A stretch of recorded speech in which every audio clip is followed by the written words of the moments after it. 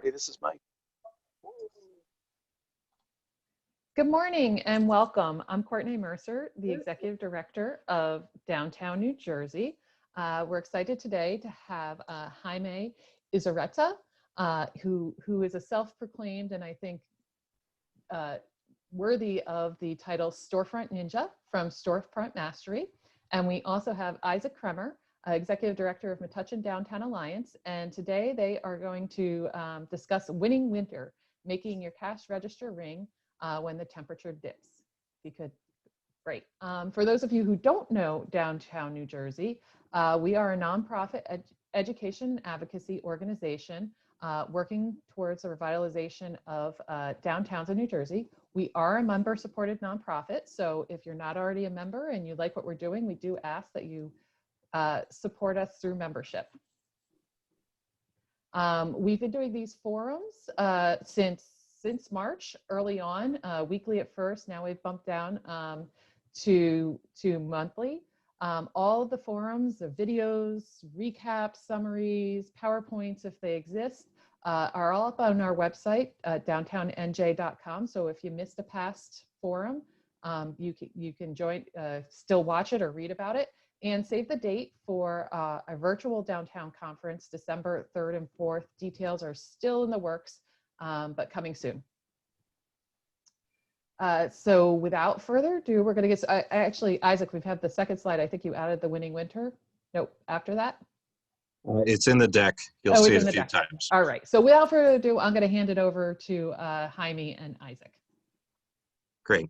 Terrific. And before Jaime jumps in, I just want to give a special introduction to him and also express my gratitude because Jaime not only has put together a provocative presentation for us to look at today, but he's also very skilled in helping owners of stores really make their stores function.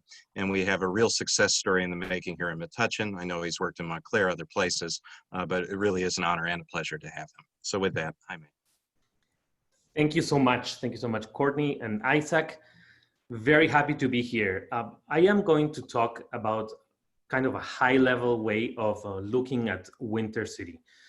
I know our neighbors from the north are a little bit more used to having more colder months than we have, but we are going to have to think of this because winter's coming and everybody is scrambling to find the best way to prepare their cities for winter. But I think I will give a few ideas.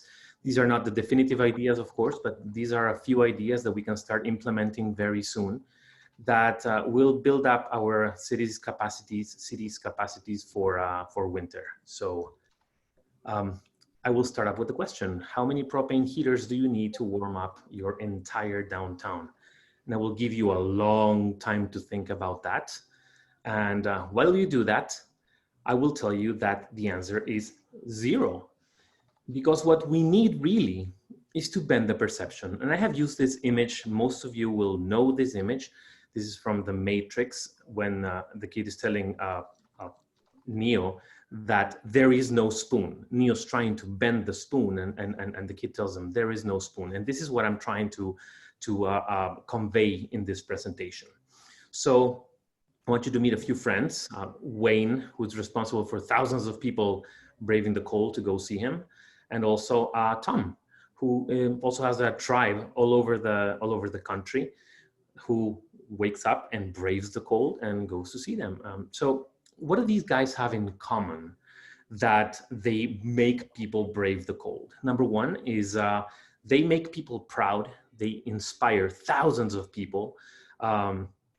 And that, of course, inspires people to get out of bed and brave the cold. They gather people with identity and team spirit. And they offer a tremendous reward. When the team wins, it's a huge reward. So how does this translate into bringing people out? I have devised 4 goals that will make up our winter strategy, or my attempted winter strategy, that the end goal is that you are thinking many more ways to win winter. So goal number 1 is set the stage. Goal number 2 is build pride. Goal 3 is boost identity. And goal 4 is offer a reward. With goal 1, I have divided these in different moves. So move 1 is a big one. Actually, move 1 and 2 are big ones because they are intervening in the fabric of the urbanism of the city. So it's interesting to have them. These are more long-term, of course. So number 1 is use architectural features such as arcades, loggias, freestanding roofed elements. When you think of cities that have extreme weather, like Libya, for example, cities close to the Sahara Desert, they've been functioning for 3,000 years with many additions to the streets, which allow people to be outside when there is windy and cold outside and when there is desert sun outside. So if we look at what history has produced, and closer to us, I'm looking at Bologna, that has lots of arcades and makes the cold months a little bit more comfortable for people. So actions here would be to set up a hackathon with local makers, carpenters, to find the fastest and safest ways to do this, and test the prototypes and be tweaking the prototypes so that we actually come up with something that will be a usable thing that can last for a few seasons. And also always design your key performance indicators and the evaluation process, because if you are iterating, you need to be evaluating constantly to be able to say, yes, this is what we want. Move number 2 is to have a look at the business owners, what they are doing, and look at how their individual efforts can help the entire ecosystem of the town. And this is also important because this implies allowing the grassroots efforts to bloom and become big efforts that are citywide. So now we look at use permits, implementing fast use permits, and allowing people to intervene on floors, on walls, trees, and of course, produce some guidelines that will allow people to make their interventions without stepping over the lines that we know it may happen. So building guidelines is a good way to prevent that. Move number 3, now we move on to the building pride. Move number 3 is to create a made in Winter City, New Jersey brand.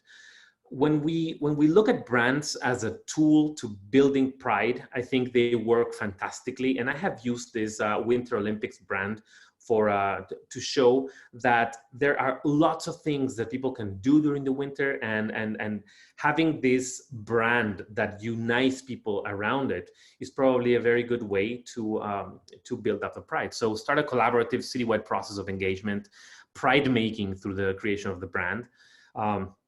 And then have that mating seal stamped over locally produced goods, subsidized winter gear, which is a very important point that I will address later, to basically give out scarves. And then articulate the brand with unique events. I use the example of the Polar Bear Dip, which is a sausage company in the Netherlands that sponsors crazy people jumping onto the North Sea when it's super, super cold in New Year's Eve. And people do this, and it's a fantastic tradition that happens every year. And people really don't mind the cold because it's such a fun tradition to be in. Move number 4 is offer direct assistance to retailers and food and beverage establishments. So maybe they need to tweak their menus to address the cold. Maybe they need to build something outside on their patios, or maybe they need to just change the offer and pair the offer with, I don't know, if you're selling something, you pair with the bookseller or the wine seller next door. So having some direct assistance to helping them do that probably would be interesting for the individual business owners and for the districts. Move number 5, now we move into the boosting identity part. Move number 5 is the manufacturers of winter. So bring all the local blanket makers and knitters and potters and metalsmiths, people who can make goods that will help others survive the winter outside, and make a market. So make a season-long market. The winter markets are present everywhere. You see the winter markets in the Advent months before Christmas in the Germanic countries. And it's a very interesting place where lots of food and kids and families, and people really don't mind the cold. There's a good glühwein, so people really don't mind the cold. And also having movable markets, let's say, which could be movable carts with these subsidized scarves with pre-warmed winter gear that people can just buy, or hot cider that they can drink right there. Move six is use some drama and folklore. And this is something that I have witnessed that is a fantastic way of boosting identity. And it's investigating and researching about local lore and coming up with stories that actors can come and interpret and perform on the city streets. And when they do this, they are interacting directly with the people who are outside, and they are making those people performers in this play, and it builds up identity super fast because people feel part of the stories, which is very important. Move number 7, and now still boosting identity. Move number 7 is the guerrilla warming. So we paint warm murals wherever possible. I use the example of this television with a flame that is that repeats on Schiphol Airport in Amsterdam. Whenever people are cold, they look at this image of a flame and they get warmer. So this is a psychological thing. So painting warm murals wherever possible, rolling yarn, super colorful yarn on trees and warm lights around the trees, because they're going to be leafless. So it's important to keep them warm and lively. Telling the story of how to survive winter and displaying signs. So banners and all sorts of different signs that can be displayed in downtown, and boosting the identity, building pride also. And of course, encourage the small businesses to have warm light displays. And this is very, very important as we progress into the year, and we are going to change to the hour, daylight savings hour. It's going to be dark sooner. So having warm lights displaying in businesses is very important, as opposed to the pale white lights that some businesses still have, because when people are looking at these warm displays, it feels warmer. It feels warmer to walk past these places. So it's a very important thing. Then we move to the reward part. So move 8 is making downtown convenient and fun. So we activate the spaces. We add value to whatever we are selling with coffee carts and blankets and the carts that I talked before about with the pre-warmed winter goods. We can make a firewood depot and have an off-the-clock Santa or just give out firewood, and have survival clubs, winter survival clubs with knitters and other activities that are warm feeling. Have some offers and promotions that different vendors and retailers can have for winter goods. Move 9 is plainly give out free stuff. So make some blankets and give out the free blankets, make some scarves and give out the free scarves, give out free coffee, have some parking lots turned into season-long tailgate parties, and intervene in the cities and have some sort of interaction. I guess the important part of Move 9 is to have a very close interaction to the people who are actually coming outside, to encourage others to come, and to encourage, of course, the brand building of the Winter City, New Jersey to be circulating around and inspiring others to come. And then do we have yes. So what to do next? Heaters are very important. I think Isaac will talk about heaters, but this is not a discussion of heaters, but a discussion of how to make the most out of our outdoor spaces and public places during the winter. So we need heaters, but we need very good reasons to come out. And that's, I guess, the most important part. And so the immediate actions would be to create a survey of local makers and manufacturers and assess the local regulations that can be waived or amended so that local businesses can be creative and can implement many of the ideas that they now have, and they may not be, they may be constrained by some local regulations that we need to look at. So I guess this is in a high level what we are thinking about to survive winter. What I've talked about here are some ideas that by no means are the ultimate ideas, but they are meant to trigger some thought processes and to trigger the basic idea that there are no limits to creativity when we are looking for the best ways to survive the winter. So with that, I'm gonna hand it over to Isaac, who has some fantastic examples and great pictures for us to see and enjoy. Thank you. All right, terrific. And thanks again so much, Jaime. I think you really get a sense, even from the brief comments here, about how he has a wonderful way of putting things. And I could listen to him talk for many hours. In fact, I have, and I've enjoyed that very much. So with that, who remembers when our memories of the holidays look like this? Maybe you have a picture just like this one. And just by way of introduction, I am Isaac Kremer. I'm the Executive Director of the Metuchen Downtown Alliance. Just finished my 4th year, starting my 5th year here in New Jersey this month. And pictured there with me are my sons Thomas and Edward, who are now 9 and 11 years old. And you'll see them and my wife and a cast of supporting characters in the slides ahead. So I'm going to give you a lot of examples. I'm going to walk you through a process by which you can rapidly activate your downtown. And at the end, I have one big idea. Then we're going to open it up for discussion. And all that should take about 10 minutes. So let's get ready. This is kind of a nostalgic vision, actually in Metuchen. The kids on the sidewalk with the snow and the lights, kind of winter and the holidays as we always remember it. And maybe even more nostalgic, this taken from Copenhagen, the kind of idealized village look. But then again, this is the American experience and I had to play it.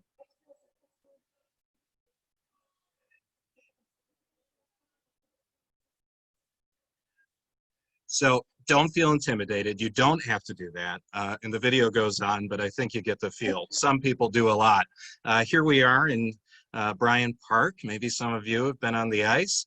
And maybe you even know this gentleman. I'm speaking with the one to the right, the inventor of Elf on the Shelf, who actually lives in Westfield. So, and they do a really cool event around that. And I know the mayor of Maplewood's here. So here's your slide, Mr. Mayor. This is the Dickens Village in Maplewood, and just a wonderful kind of fanciful kind of take on the season. And at a slightly larger scale, downtown Rochester in Michigan, we have a few Michigan folks on the call, covers their downtown and millions of lights. And then they have their market in the middle of the year. You know, all this sounds good, but there's a problem. It's basically that winter will be different this year. You might have seen this article in The Atlantic about socializing outside being harder and the challenge of going inside. You know, there's the risk of spreading the virus. It can build up in the air.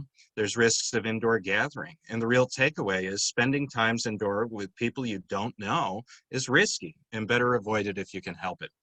So literally going downtown, you know, might save lives. Here's another article about winter activation strategies that recently published in the American Downtown Revitalization Review. If you haven't read it, I strongly recommend it. Google it. I think we have a few ADRR board members on the call today. But the author, Max Metuchen, and I hope I said that right, he's also been generous and is doing an e-conversation on LinkedIn that you can go to now and participate in. That's a view of it. Go ask questions and be part of this bigger dialogue. But to get to the point, what should we do? I think Max gave us part of the answer, that we need to spread things out both spatially and temporally. Lots of small good things, and re-examine the period from January to March. And most importantly, lean into the community connections with small businesses and downtowns. That's the silver lining many of us have already seen from this pandemic, people rushing to local. And we need to meet them and greet them and make them feel welcome. So here's some small good things that appeal to the senses. And no surprise here, sight, hearing, smell, taste, touch, but thinking about light, color, motion, music, food, heat, but also happiness, connection, adventure, a sense of wonder. We need to embrace all these things, starting with sight. You might know this view, Radio City in the distance, all the lights in the front. Another example from Copenhagen and Tivoli Gardens. A wonderful project in Minneapolis where they actually put these light sculptures and encourage people to go walk out on the lake when it freezes over in January. And then my lighting primer in 60 seconds or less. Edison bulbs, we all know them. The white light stringers, these are good for use inside of tents because the white corresponds with the white of the tent, and I'll get into tents a little later. Snowflakes, many of you have them, can be kind of complicated and expensive, but if that's for you, great. If not, you have other options. One of my favorites are the soft twinkle lights, and they don't just go on a timer, they randomly go in and out, and it creates this wonderful effect. A little bit of difficulty shipping them. A lot are getting tied up in customs right now. And Christmas wreaths, we will be deploying many of them in Metuchen this year on our light post and elsewhere. The net lights, which you can wrap around trees and columns, they're very versatile. The icicle lights, which may be good for some of your storefront windows inside and outside. The 10-foot gift arch, where you put two of them together, you can walk through, and that's fun, and they can be used outdoors. And the snowflake that you set on the ground, a few of them in a group, just a fanciful look. And then these LED rope lights, generally we don't like them in windows, but maybe you can hang them to bring some extra light to the downtown. But with that, remember the difference between warm and cool. Warm is orange, cool is blue. Don't mix them. And maybe keep your lights up later this year through at least mid-March when there's more natural light out, but that'll help extend the season and get people through the cold weather months. So the next sense, hearing. This was a brass quintet we had. Happy to give you their contact information. They are booking for this year. The classical sounds of the Salvation Army bell. And on to touch. Think of fire, earth, metal, water, wood, ice, but also the body. The sensual pleasures, and shopping, which is very touch related, no matter what all those e-commerce folks tell you. This is my wife and I at the mistletoe moment. All it takes is a sign and some mistletoe, and you can bring some magic to your downtown. Warming huts, a competition up in Winnipeg where they design and deploy these along a route and encourage people to go between them. And remember this from the ADRR, bored people are cold people, and cold people go home. And that's not what we want. Here's the fire performers in Metuchen when we opened our plaza in 2017. And here's the heater that we just bought 65 of, which we're distributing to 15 restaurants, which are in the process of installing them, working together with us in our borough. So we have warm outdoor areas. The first 4 at Mangia Toscano you can see here with more to follow. This is our new streetery with our tents installed. We're looking to go to the next generation of tents. And a word about tents, make sure they're fire rated. There'll be a UL label. The wind load should be up to 100 miles per hour, properly weighted. Think of snow load as well, snow removal, which is going to be important, and plan to spend about $8,000 to $20,000 per tent to purchase. You might be able to rent them, and I have breaking news. One of our restaurants just rented a tent, fire-rated tent, which is going up today. Here's an off-season example from Jersey City that I think could work nicely as a warming shelter sort of thing. And a simpler kind of pop-up tent, which you can get for about $300 or $400, might be good for a restaurant application. Downside is you can't put heat in it. Remember too, the proximity of activations to commercial centers is key. You don't want to place the activities too far from downtown to take away from the synergy that they create for your businesses. Consider a 2-block area at most with at least 6 activations and or shops and iShot. It's just important for consumer psychology to see them grouped together. And there's a few quick examples if you don't have a lot of retail now, how you could get some. Pop-up shop, the Coal and Canary in Winnipeg. Another pop-up shop in the South Street Seaport just for the holiday season, rapidly set up, makes the money, they go out, but they help everyone around them. The Highline shop where the storage doubles as display space, very successful. And probably the hardest to execute on a short timeline, but a great idea, the Souvenir, a vending machine where you can buy artisan and food and various goods from people in the region. The store within a store concept, which we see gaining steam, very important. To increase the exposure of all the stores you have by getting them to work with one another. And I love this example, the Winter Village at Red Mill. And I confirmed again this year, market space vendor events will be operating their market with COVID restrictions in place, but still safely giving the opportunity for vendors to sell. And they have their online portal where you can buy as well. But the most important thing is don't forget about maintenance. No one will climb this to visit this store. This is better. Taste. Another example, s'mores, maybe hot chocolate, this one also from Rochester. And who ever heard or saw of a potato baker? But what a wonderful addition to the downtown. Not only can you get a piping hot potato and put it in your pocket to warm you up, you can also eat them. So I challenge you to get a potato baker in your downtown. And I don't know how to say it, so I won't try, but give away hot chocolate. They did it in Denmark, but the wonderful story, someone jumps out of a windmill, hands them the hot chocolate, and the author writes, "That may have been the exact moment when I fell madly in love with Denmark." Why not Montclair? Why not your town? And here's my boys enjoying that same thing in Union Square with the pretzels. And really a few places that bring it all together, that show how all these senses and pieces fit. Again, in Union Square with their holiday market and their winter village. This was an example from Montecatini in Italy when I was visiting, and their tables and their heaters and the lights, how it came together. Doesn't have to be fancy. Sometimes it can be. Here's in Philly at Penn's Landing, and you can see many of the same elements there. And we do have at least one or a few Philly folks on the call, so a little shout out. The Experience Iceberg, and I'm so excited that we actually have the company that designed, fabricated, and installed this, Krios out of Montreal, on this call today. This was in the Fashion District earlier this year when I took the picture, but a really cool sculpture you can go through, and you can see some of their other work. They push it to the limit and do fun and exciting stuff.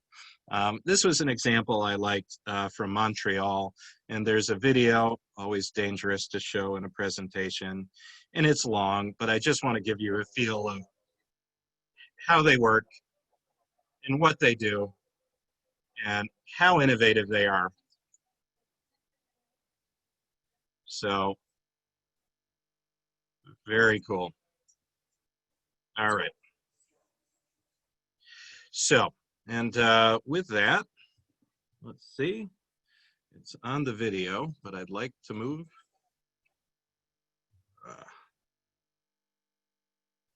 I said it was dangerous, and I was right. It stopped my whole slide deck. We were on a roll up till then. Back. Just to pause. And here we are again. Okay, quick trivia. Who on the call knows how to get out of a YouTube video in a PowerPoint? That might be it. Not it. I don't play those dangerous. I'm out. either. I'm out. Thank you. Okay, with that, thank you everyone for surviving that. I'm going to wrap up quick. I see I'm pushing my luck. Another fanciful example from Montreal, lighting up the night and just making it fun. Imagine what those people are thinking, looking around them in this surreal space. So with that, to wrap it, retail promotions. Here's 18 ideas, some of which we've touched on, some of which you can look into further. You know, the real key is something that brings people out safely and makes cash registers ring.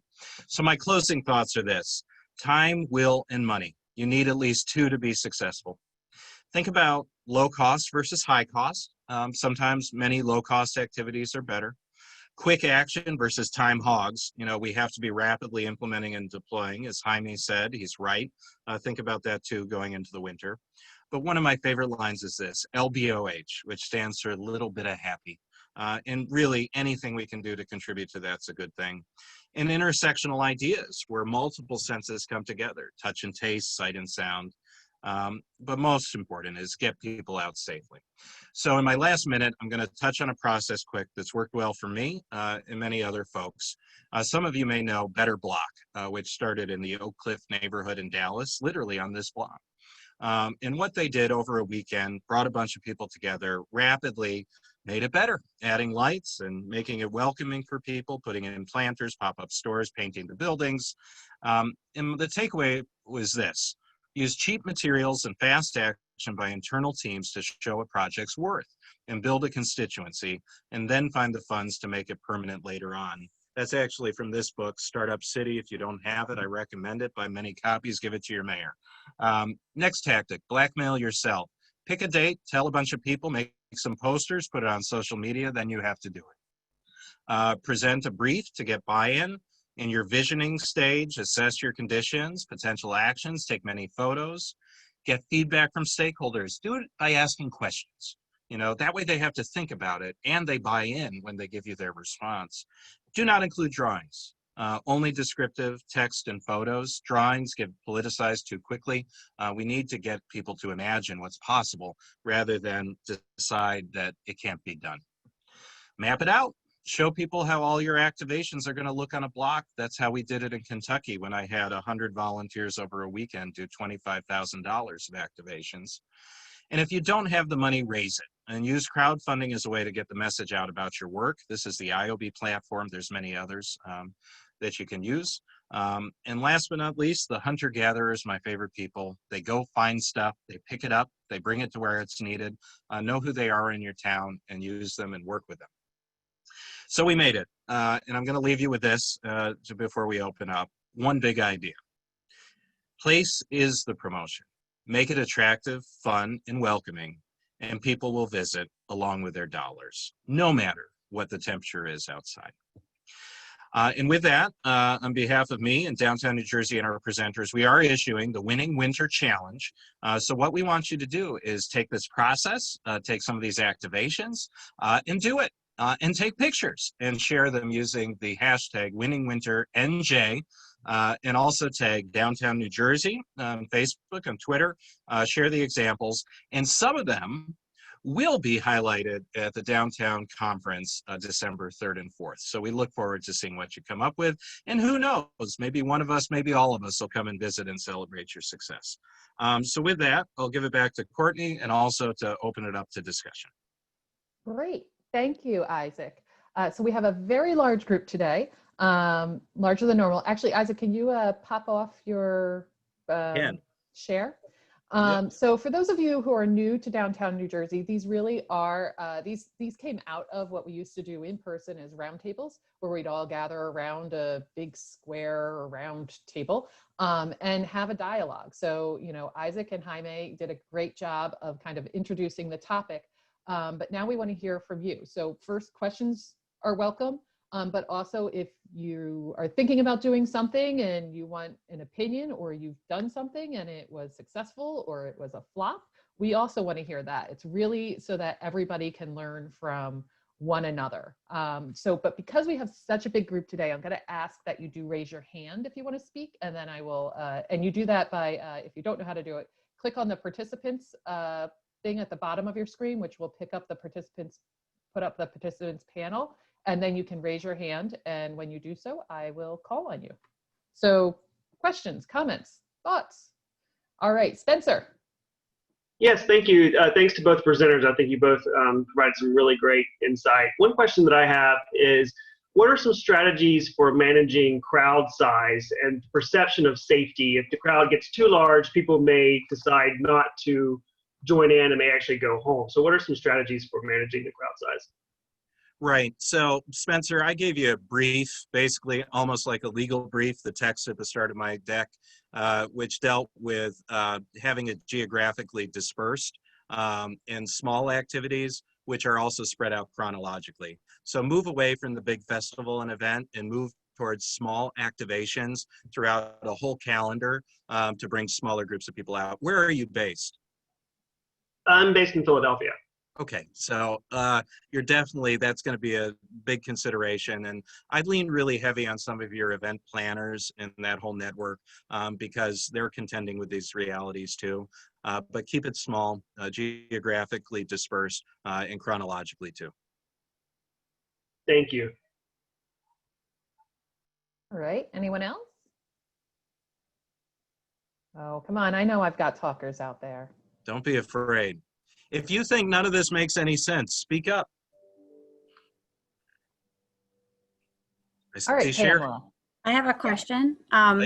If you wanted to activate retail that doesn't exist today, Right. gloves or warm things, and you wanted to use those products for existing retailers, and perhaps cash flow is very tight right now. Right. So how could you go about convincing them to make that kind of investment when it's something that hasn't been tried before? Or perhaps, vendors would do consignment or something? Any examples like that out there? Yeah, I mean, the ethos, and I don't claim to be an expert in pop-up retail. Other folks know much more than I do. But the ethos is, small money, quick in, quick out. So I'll give you 2 examples in our downtown that we do a lot of work with. One is Metuchen News, which is a traditional convenience store, but they bought printing machines and they make their own branded gear now. So to go to them and ask them to make a scarf, that's within reach for us. And likewise, we have a gift store and home furnishing stores that just opened in the last month, Papillon and Company. And likewise, they're raising money, and they're actually using a platform called Kiva, K-I-V-A, where they're not crowdfunding, they're crowd investing and raising $5,000, potentially more, to help capitalize and help to get their gift lines in for the season. But great question. And we got to be in the empowerment game to help people figure these business problems out and also grab the opportunities as they become available. Great. Pamela, I think I saw that you had a question or a comment. Yes, I'm a little confused because you said keep your activities in a 2-block area. Right. And then you said spread it out geographically. We have a CBD pedestrian mall that's basically 3 blocks by 3 blocks, and each restaurant puts stuff out in front of their restaurant. To make them move would be very difficult. No. We wouldn't do that. And thank you for catching that inconsistency. I kind of heard it as I was speaking too. So, the idea of 2 blocks is it's all an eye shot, and that's important for consumer psychology. But you're right, the tension is with COVID that we need to spread out. So maybe Jaime, so I'm not doing all the talking. Do you have any ideas on that? I think the inconsistency that you that you spoke is actually very consistent. You were talking about spreading geographically and also chronologically. So this is very important, that we keep the places activated throughout the day, and also we keep the places activated throughout the season. Right. And if we do that and we keep the crowds small with not the big festival, but maybe a small recital, maybe a poetry reading, maybe the s'mores, we are spreading in many ways, multidimensionally, let's say. So not one big event, so many small events through the day and many small events through the season.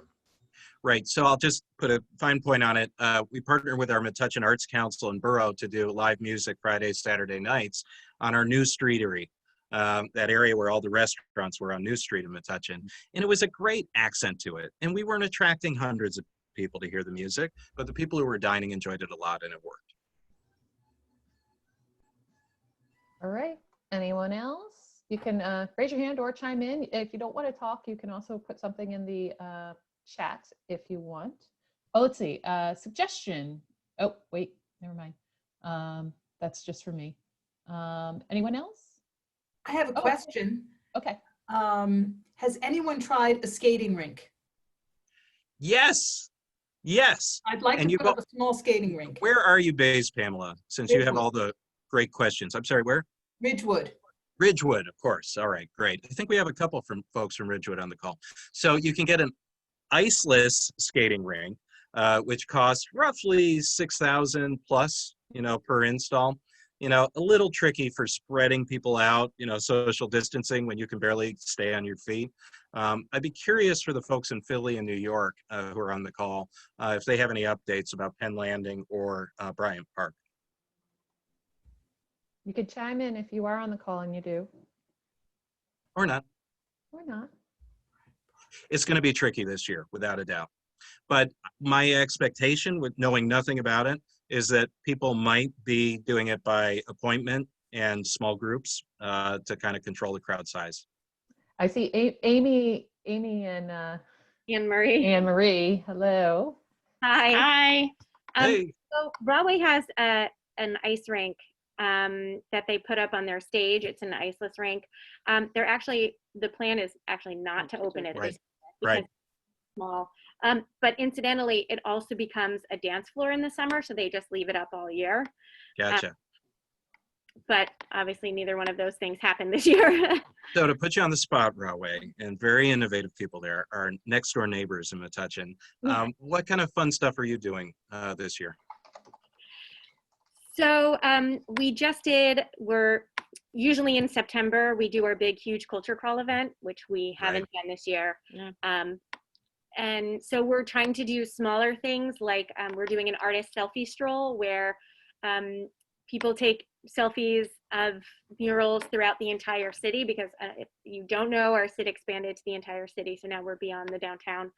And then they're eligible to win a gift card to one of the Rahway businesses. Yeah, so we're just trying to get people to move around. We're piggybacking off of the selfie stroll, tying into a fall scavenger hunt, looking for these what do you call those? Like fall logos. Fall logos around to get around. So the goal is to remind people that these businesses are still open and need their support. And to get them around to do something fun that can be whomever you're quarantined with, whomever you're already living with, you can participate in this, but still feel like you're part of the larger process.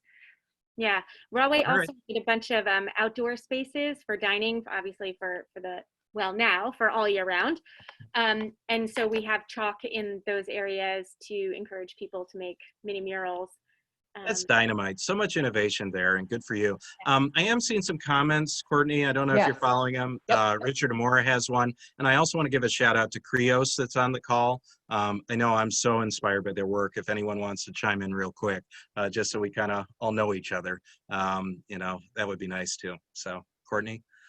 Yeah, sure. So Mike Frederick said he did it accidentally privately to me, so I copy and pasted.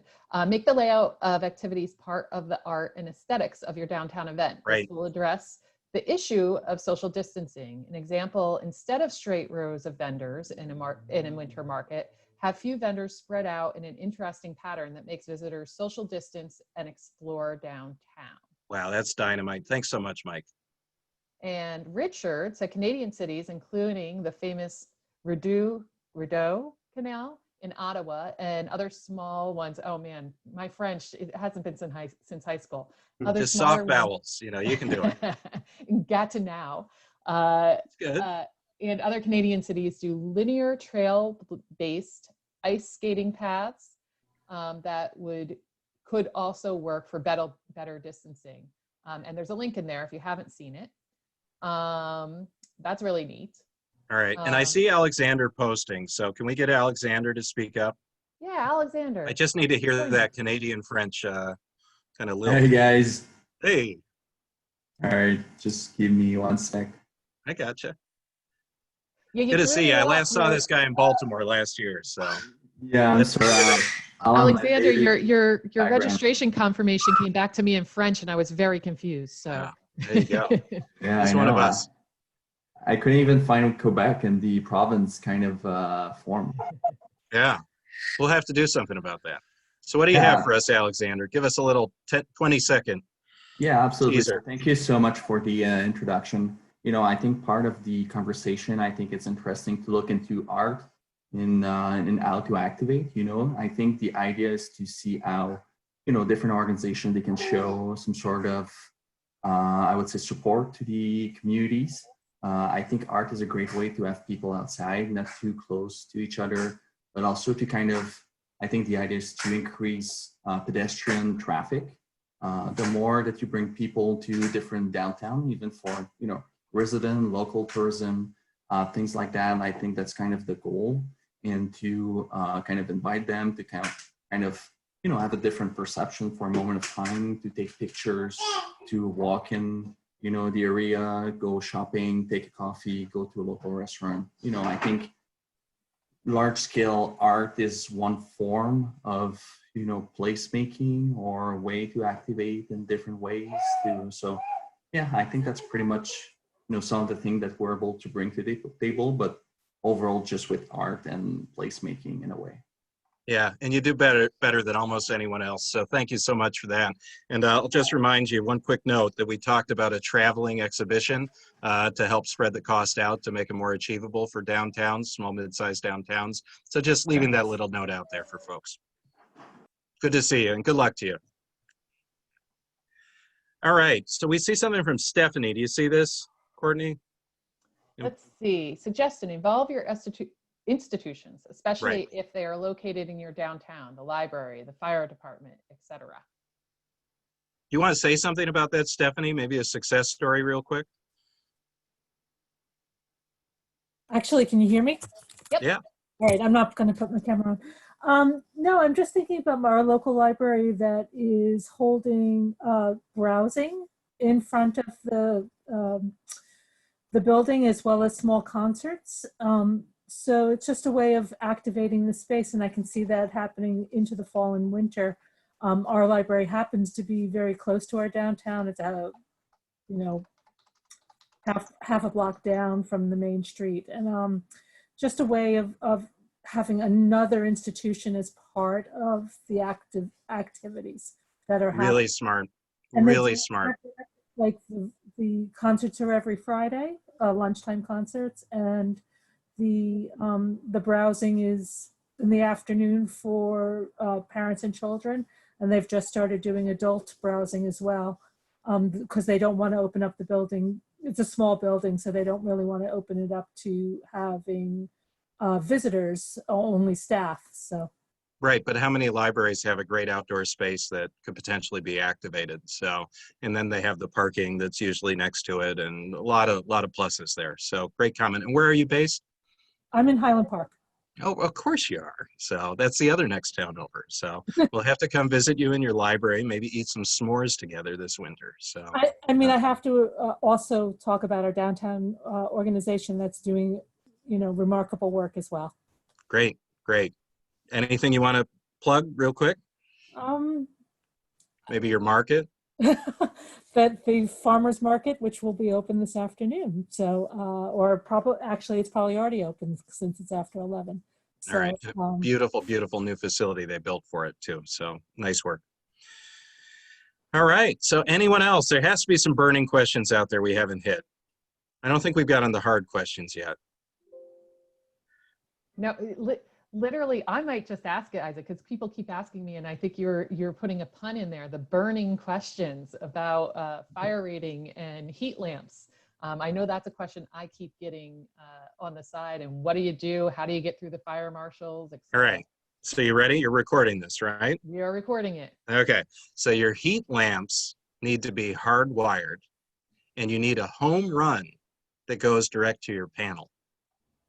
And you need a shutoff or timer switch to make sure that you can control each unit. That sounds relatively simple, if you're close to electricity. If anyone needs me to talk with your building inspector, your electrical, or your fire inspector, I'd be more than happy to. And I'll give you my number after the call. But seriously, it can be done. You got to be careful. You got to follow the law. No one wants to have an accident on their watch. So we're working really hard to do that and do it right. Isaac, you said that you were funding about, I think, $6,000 worth of heaters. Are you also covering the cost of the electrical work that's required to hook them up? Yeah, it's tough because when you give everything away, it's not valued as much. So we're actually buying 65 electric heaters, but the owners are installing them and taking responsibility for the cost. But I'd add to it, our board was able to designate $50,000 of reopening grants. And that has definitely helped many of the businesses, about 40 businesses that applied and received them, to get through, some of these tough additional costs. And some of you may have seen yesterday, Main Street programs especially, that there's an additional $1.6 million available through DCA to help with additional costs. So if you're a Main Street program, great, good for you. Go out and get some of that money and get as much of it to your businesses as possible. We estimate, by the way, the heaters we spec, it's about 60 to 90 per heater per month. Amy and Anne-Marie, I see your hand up. So my question was as follows. When you have those businesses and those locations in your downtowns where you don't have the availability of the hardware and everything else, are there any, outside of propane, are there any other types of heating sources that could potentially work at all that you've come across? Or is this a conversation we have to take off the record? Well, not off the record, but we might have to take it offline because we could spend hours on it. And literally when I'm not with all of you, I'm walking the street with every one of my owners trying to answer the same thing. So, you know, there are generators that you can get, external power sources, batteries even. I mean, there's so many ways you could approach it. But the hardest thing is, how are you going to rapidly iterate, bring people together around a plan and an idea, and have it check all the boxes and make sure it's legal and not start a big fire. So, you know, I think we gave you a good model and approach. I'd also urge people to look at the example in Chicago and New York City, where they're doing some rapid prototyping for restaurants. They actually had a challenge in Chicago, and I don't know, I haven't seen the results of that yet, but I know a lot of innovative work out of New York too. And, you know, the thing is, this is a universal preoccupation right now. Everyone is trying to solve this problem, or many people are trying to solve this problem as we speak. So you really got to have one foot in your town and one foot in the world, and lean on the experience of other people. You know, do the Google search, you know, look it up, and, you know, just connect with like-minded people, you know, who have the same challenges you do, and try to work together to find the ideal outcome. And it might be out of this call that we're able to achieve some of that too, using the Winning Winter NJ hashtag. Let's see, Mike Frederick offered up, Jamie brought up this point in the ADRR discussion, which is what kind of infrastructure changes should be made, most likely on the cheap, to accommodate the current COVID environment if your downtown event doesn't work well with traditional activities or for traditional activities? Great question. Jaime, it's all you. It's all me. I want to say that when we think of winter, there's probably 20 horrible days of winter, and then the rest is just cold days. Some days are even sunny and nice. Right. The really bad thing is the wind. So if we are talking about architectural modifications or guidelines for future architectural modifications, we might look at arcades. Encroaching over the sidewalk with the second floor has worked traditionally in cities all over. So it may be worth to look at incorporating some of these into codes. Also, of course, temporary structures that can also be built. What I would do is I would try to find a basic prototype that can be installed and that can be tweaked and iterated as people are using it, and people come up with better ideas or ideas to improve them. I'm a big proponent of iteration, of design thinking. So we bring this to life and we implement and install, and we keep tweaking until it actually becomes the product that we want to see and that everyone wants to enjoy. And to build on that, a couple quick resources. The Tactical Urbanism Guide to Materials by Mike Lydon is excellent. It's online, it's free, take a look at it. Team Better Block also does designs that can be made with a computer, kind of the machine that cuts them, and then you assemble them. Just some brilliant visionary work they've done. But the most important thing is this. Think of every project as a pilot project. You're testing it to see how it works. And that makes it feel a little safer and a little easier. You're doing it at low cost. You're showing people, you know, because that gets you out of this cycle where you're just going months and months and round and dollars, and you can't, there's no end in sight. You know, we have to be rapidly iterating. That 2 weeks timeline can be a very good one, a powerful one for you. And just say, you know, with your partners, with your borough, your local government, with your builders, maybe the shop class at the high school or some handy guys in town, we're just going to come together and we're going to figure this out, you know, and give me the safety, you know, to test different things and try to see what's possible. And you'd be amazed what you might be able to come up with if you give yourself that opening, that invitation. And any public officials on the call, and we have a couple of them, you know, this is the ultimate moment where you need to get behind your leaders, behind the people building, behind the businesses, and just do whatever you can to help them, because this is the moment of need if there ever was one. We have a few mayors on the call. Anyone want to speak up in the last minute we have? There's lots of links going on. Very much for this opportunity to learn a lot. I mean, I also am happy to see one of my colleagues on the call and one of our SID managers. And so this is information we will leverage, you know, as we're thoughtful about how we're going to manage our two SIDs and our greater business districts as well. So thank you. Mr. Mayor, what's your town again? Maplewood, New Jersey. Awesome. Great representation from Maplewood today. Thank you. Does anyone, while we have the time and we're all together, do you have something that you're thinking about doing and you're concerned about how to pull it off and want some brainstorming, or you've done something and yay, it's working and you want to share? You have a crazy idea and you need accomplices? Yeah.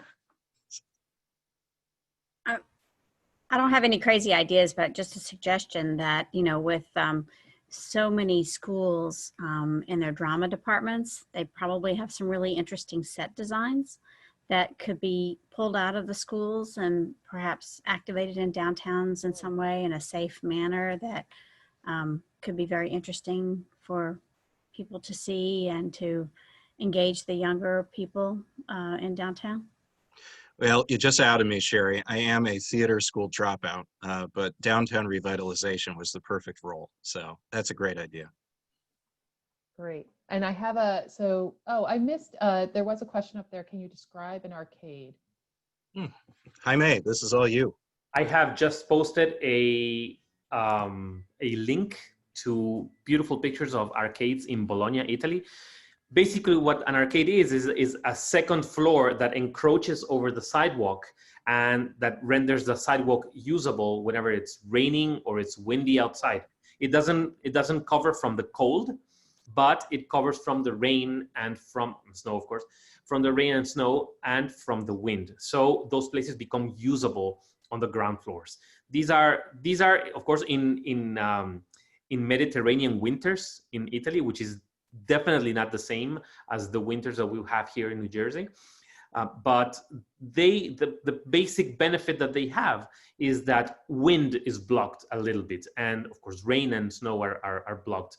So these spaces can be heated with heaters, maybe propane heaters, maybe electrical heaters, which are probably better.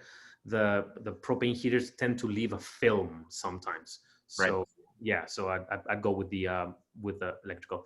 Anyway, so these places are great when they are heated because they are protecting people from the elements, and they look awesome too. So you can, if you look in the link that I just posted on the comments section, you can see many pictures of the arcades, of which Bologna is especially famous for.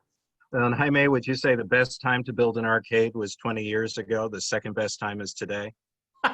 Yes, exactly. I think many of these, one of the big things that COVID is doing to us is it's completely upending the way we use our public spaces.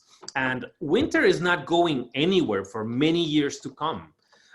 And it may be actually nice to start building into our codes, into our local codes, elements that can make those winters nicer times to be outside. Right. Right. I think a lot of innovation's happening right now, and Right. It's going to go out for years. So, and at the end of the day, you know, by making your downtown better, that you're making it a place where people can gather outdoors, and you very well could be saving lives and giving that lifeline to your businesses. So, you know, we have the ultimate opportunity before us right now. We just got to go and get it. Great. Anyone else have anything? Oh, Oh, Jaime, you put this, so this is probably what you already were saying. When you're Yes. commenting on your own comments, that's the time that we wrap No, the it was call. a real time. I was commenting and writing. You're very excited about arcades. I like that about you. I am, yes. Just so everybody knows, I just posted the link to, I've already got the website up and the PowerPoint is already up. So anybody who wants, people have asked for it. That's already up, the video and a summary. The video will be up in the afternoon and the summary will come, you know, next week after my assistant, Rebecca, who's on, who can wave and say hi, has time to write it. She's a fabulous writer. I'm very happy. She just started with me and she wrote the last one and I was like, yay, she can write. So, you know, look forward to that too. So anybody else? Questions, comments, ideas? If not, we do again ask you to join the Winning Winter Challenge. and do hashtag winning winter NJ, which I realize I now have to fix what I put up on the website because it doesn't have the NJ afterwards. And we will be using your photos and your ideas, and we might even follow up with you on how you executed it, and spotlighting them at the virtual conference, because this is part one of a two-part series. So at the conference, we'll have Isaac and Jaime back to dive a little deeper into all this during the conference, and we will be spotlighting your good work. So, all right, go ahead and do good work. Yes, thank you all. Have a great weekend. Thank you very much.